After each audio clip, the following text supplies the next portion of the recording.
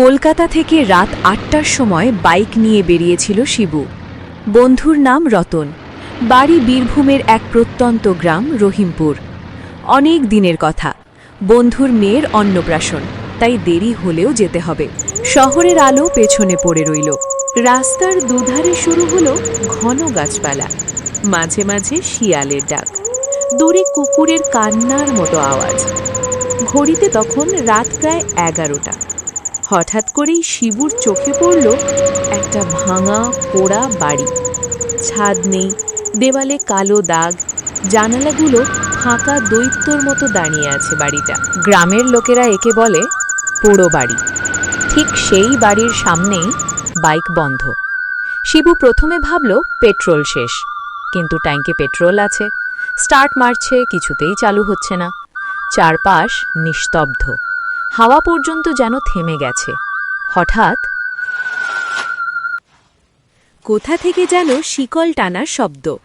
শিবুর বুক ধক করে উঠল। সে পেছনে তাকালো। পোড়া বাড়ির ভেতর একটা ছায়া নড়ছে। ধীরে ধীরে সেই ছায়া বাড়ির দরজার দিকে এগিয়ে এলো। চাঁদের আলোয় দেখা গেল লম্বা চুল, সাদা শাড়ি, পা মাটিতে ছুঁয়ে নেই, চোখ দুটো জ্বলজ্বল করছে। শিবু ভয়ে জমে গেল, গলা শুকিয়ে কাঠ। হঠাৎ সেই অবয়ব গলা ছেড়ে হাসল।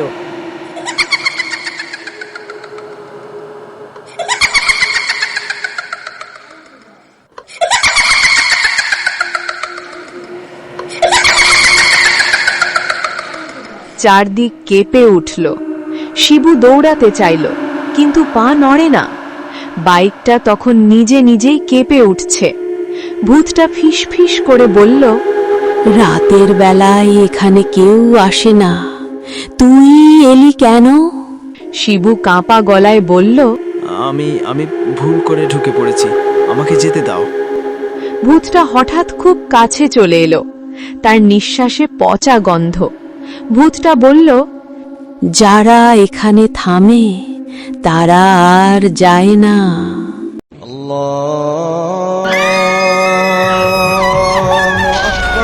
ঠিক সেই মুহূর্তে দূরে ভেসে এলো আজানের শব্দ। ভূতটা চিৎকার করে পিছিয়ে গেল। তার শরীর ধোঁয়ার মতো মিলিয়ে যেতে লাগলো। হঠাৎ বাইকটা নিজে থেকেই স্টার্ট নিল। শিবু 1 সেকেন্ডও দেরি না করে বাইক ছুটিয়ে দিল। পেছনে তাকানোর সাহস পেল না। রহিমপুর পৌঁছে সব কথা রতনকে বলল।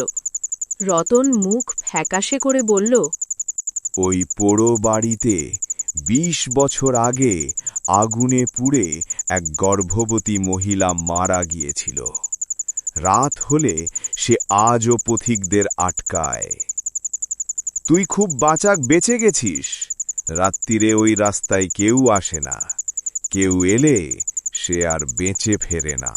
শিবু সেদিন বুঝেছিল, সব রাস্তা মানুষ বানায় না, কিছু রাস্তা এখনো ভূতের দখলে।